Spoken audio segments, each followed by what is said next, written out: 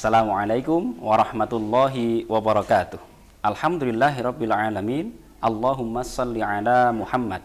Anak-anakku yang Bapak banggakan, alhamdulillah kita bertemu kembali dalam mata pelajaran kemuhammadiyahan kelas 11 dalam materi bab 5, yaitu membahas tentang pedoman hidup Islami warga Muhammadiyah atau disingkat dengan PHIWM. Yang mana dalam bab ini akan kita bahas secara berseri sehingga masing-masing bagian bisa kita pelajari secara lebih menyeluruh. Sebelum kita mulai, mari kita awali dengan bersama-sama membaca bacaan Bismillah. Bismillahirrahmanirrahim. Sebagai mood boosternya, anak sekalian, mari kita teriakkan yel kita bersama seperti biasanya, seperti kita di lapangan. Kita coba ya. Tembak satu kali, juz A. Tembak dua kali, juz A, juz A. Tembak tiga kali, juz A, ajuz A, juz A, ajuz A. Oke, luar biasa, alhamdulillah. Ini untuk mengawali kita agar mood booster tetap terjaga. Oke, kita masuk ke slide pertama. Apa itu PHIWM? Apa itu pedoman hidup Islami warga Muhammadiyah? Jadi sebagaimana kita ketahui, anak-anakku sekalian yang Bapak banggakan, dimanapun kita berada selalu menerapkan tata aturan. Di mana langit, di mana bumi dipijak, disitulah langit dijunjung. Dimanapun kita berada pasti akan menemui segenap peraturan yang ada di tempat itu, termasuk kita selaku warga Muhammadiyah. Maka ada aturan tata tertib sehingga kita menjadi warga Muhammadiyah yang ideal sesuai dengan tujuan Muhammadiyah, yaitu terwujudnya masyarakat Islam yang sebenar-benarnya. Jadi PHIWM ini seperangkat norma aturan secara Islam yang bersumber Al-Quran dan Sunnah, sehingga menjadi pedoman, menjadi pola tingkah laku kita secara menyeluruh dalam kehidupan sehari-hari, sehingga menjadi masyarakat yang madani, yaitu masyarakat Islam yang sebenar-benarnya. Ya, sekarang kita masuk ke sejarah. Seperti apa PHIWM ini ada? Nah, jadi PHIWM ini terjadi atau tercipta itu waktu yang tidak sebentar. Dari tahun 90 sampai tahun 2002.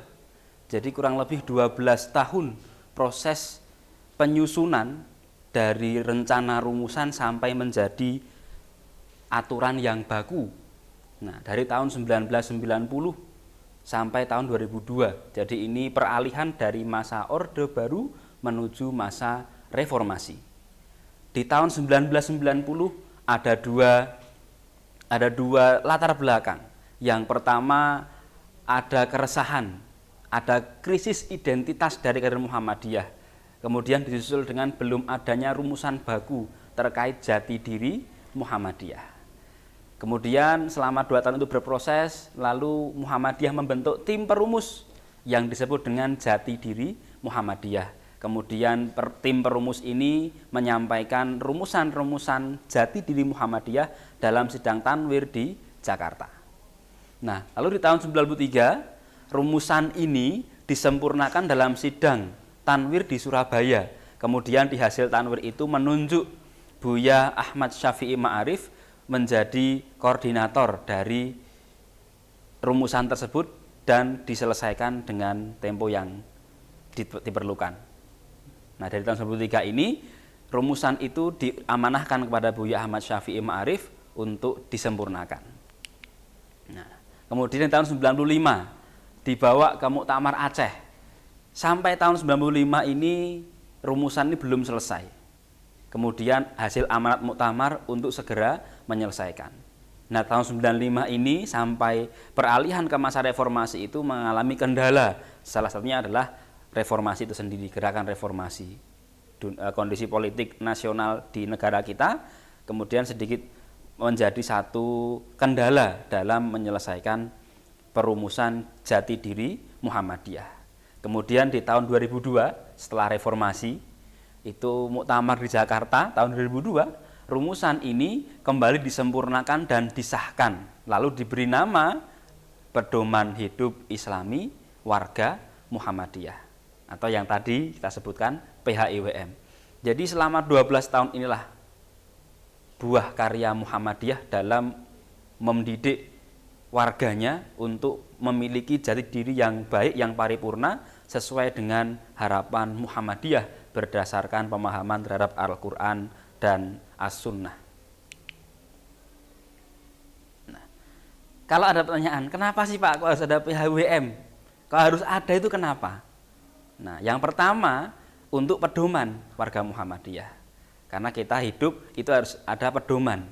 Nah, Muhammadiyah mengambil sari-sari dalam Quran dan Sunnah, kemudian dibuahkan dalam bentuk pedoman hidup Islami, sehingga praktis dan dapat diamalkan dengan mudah. Ini yang pertama alasannya agar Muhammadiyah warganya ini punya pedoman hidup. Lalu muncul karena berbagai macam reaksi, ada karena perubahan sosial politik, kemudian perubahan alam fikir manusia pada umumnya, yaitu menjadi cenderung pragmatis, orientasinya kepada hasil, dengan mengesampingkan prosesnya, lebih-lebih nilai-nilai agama dan sosial dikesampingkan. Contoh kalau untuk pelajar, ada muncul kecurangan akademik. Belajar yang penting nilainya bagus, tetapi mengesampingkan usaha yang penting dapat nilai bagus, akhirnya potong kompas, nyontek, beli bocoran soal, dan lain sebagainya. Ini pragmatis. Jadi yang penting hasilnya, tidak menikmati atau mempelajari prosesnya. Lalu materialistis, orientasi hidup yang diukur hanya dari materi. Nah, aku dapat apa nih? Jadi yang transaksional. Aku mau begini, aku dapat apa? Aku mau begitu, aku dapat apa? Ini materialistis. Kemudian yang ketiga hedonis.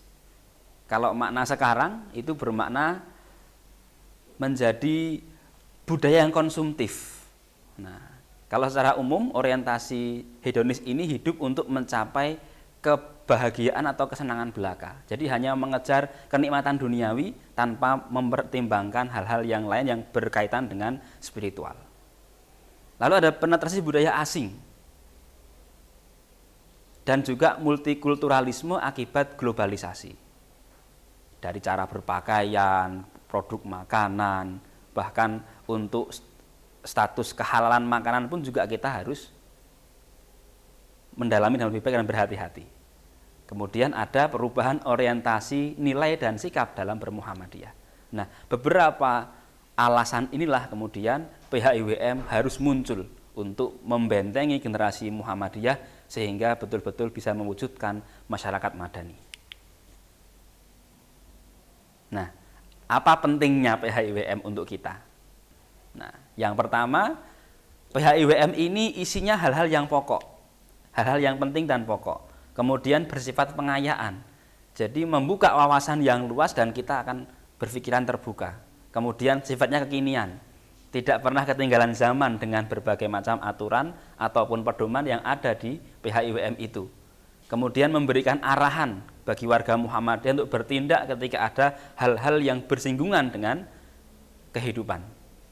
Kemudian ini menjadi panduan yang ideal sebagai pedoman hidup kita.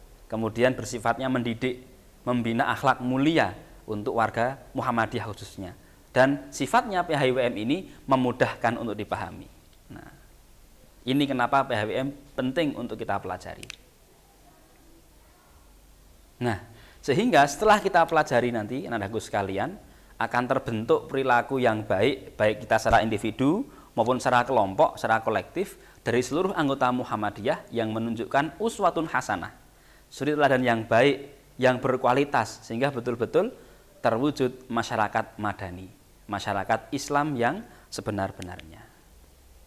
Nah, sekarang kita masuk ke pembelajaran, ke bukunya, kita bedah bukunya.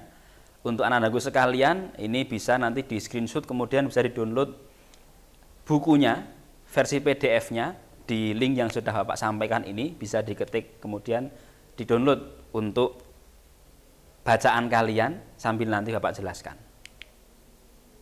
Ya, di dalam buku itu, ada 11 dimensi, ada 11 poin kehidupan dalam sehari-hari kita selaku Muslim, khususnya warga Muhammadiyah. Ada 11 ini. Ada 11 ini yang mencakup seluruh kehidupan kita. Yang pertama kehidupan pribadi, kemudian dalam keluarga, dalam bermasyarakat, kemudian berorganisasi, kemudian mengelola amal usaha, dalam berbisnis, mengembangkan profesi, berbangsa dan bernegara, melestarikan lingkungan, kemudian mengembangkan ilmu pengetahuan dan teknologi, serta kehidupan dalam seni dan budaya. 11 dimensi ini yang ada dalam buku PHIWM yang bisa kita dalami, kita pahami, dan kita praktikkan dalam kehidupan sehari-hari. Nah, anak-anakku sekalian, dari ke-11 materi ini hanya ada 7 yang akan kita bahas. Hanya 7 poin yang dibahas, 7 dimensi yang dibahas yang relevan dengan kebutuhan pelajar Muhammadiyah di tingkat SMA, yaitu nomor 1, 2, 3, 4, 9, 10, dan 11. Nah, nanti akan Bapak bagi menjadi 3 bagian. Warna biru Bapak sampaikan satu kesatuan, kehidupan pribadi, keluarga dan bermasyarakat. Kemudian yang warna hijau berorganisasi dan melestarikan lingkungan. Kemudian yang 10-11 dalam mengembangkan iptek dan seni budaya. Oke, baiklah anak-anakku sekalian, demikian pertemuan pertama kita. Nanti kita lanjutkan di episode selanjutnya. Pesan terakhir Bapak dalam materi PHIWM ini adalah poin yang di atas ini. Jadilah cermin bagi muslim yang lainnya. Dengan belajar PHIWM, memahami isinya, kita praktikkan dalam kehidupan sehari-hari, insya Allah kita menjadi cermin yang bagus bagi muslim yang lain. Terima kasih. Fastabiqul khairat. Wassalamualaikum warahmatullahi wabarakatuh.